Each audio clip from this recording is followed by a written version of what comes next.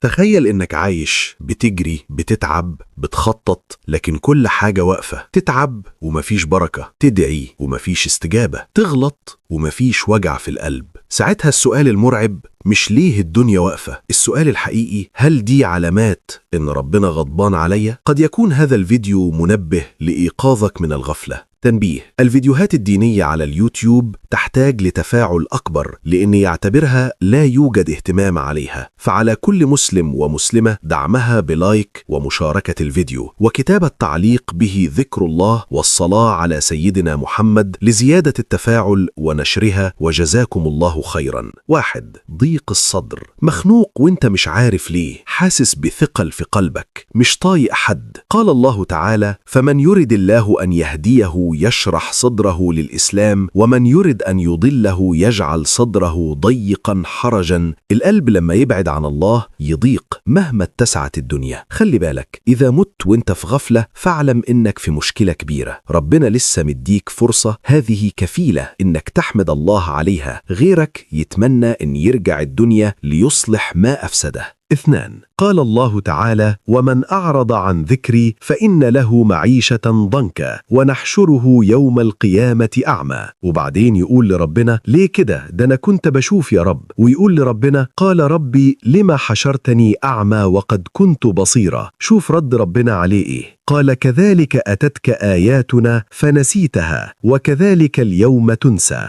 نسأل الله العفو. واعلم أن من يبتعد عن ذكر الله وطاعته يعيش حياة مليئة بالضيق والتعب والقلق. أما من يذكر الله ويطيعه فالله يرزقه راحة في القلب وطمأنينة ويعطيه الخير في الدنيا والآخرة. 3. تأخير التوبة. كل شوية تقول بعدين، والبعدين بتطول. قال الله تعالى: حتى إذا جاء أحدهم الموت قال رب ارجعوني. شوف بيتمنى إنه يرجع عشان يسمع وينفذ كلام ربنا، وإنه ما يشركش بالله تاني، مع إن ربنا كان رحيم معاه وأرسل الرسل وحذره، بس لم يأخذ بالرسالة التي أنزلها الله له. اعلم أن التسويف أخطر سلاح للشيطان. أنت لا تعلم متى وكيف ستموت. احذر، ارجع إلى ربك الآن لعله تحذير لك. 4. معصية الله وفعل الكبائر، وتلاقي ربنا فتح لك جميع الأبواب، وهذه أخطر علامة على الإطلاق، أن تكون على شرك أو كفر أو فعل الكبائر وربنا يفتح عليك من وسع. قال الله تعالى: فلما نسوا ما ذكروا به فتحنا عليهم أبواب كل شيء حتى إذا فرحوا بما أوتوا أخذناهم بغتة فإذا هم مبلسون.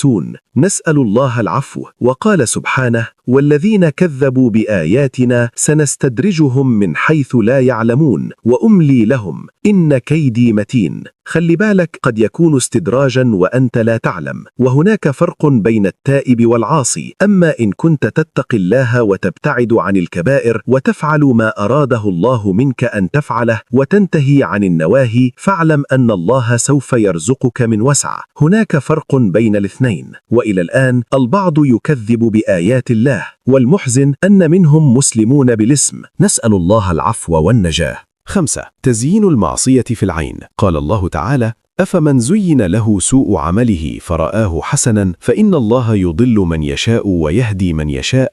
إذا صار الحرام عاديا والحلال شاقا ومتعبا فهذه علامة خطيرة، واعلم أن الله لا يهدي القوم الكافرين والقوم الفاسقين.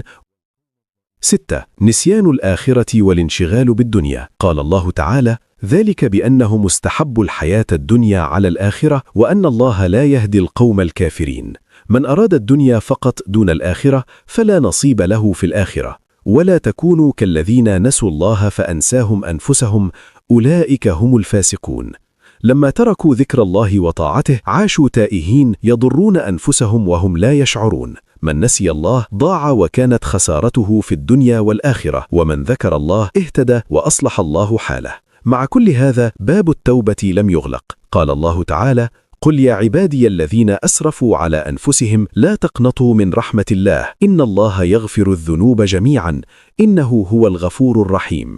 لسه في وقت، بس مش مضمون يفضل موجود. راجع نفسك والحق نفسك واستغفر ربنا وتوب إليه. أفلا يتوبون إلى الله ويستغفرونه والله غفور رحيم.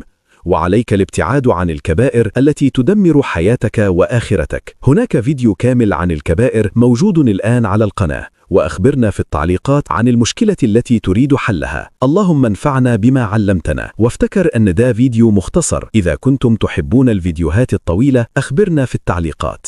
هذا والله أعلم.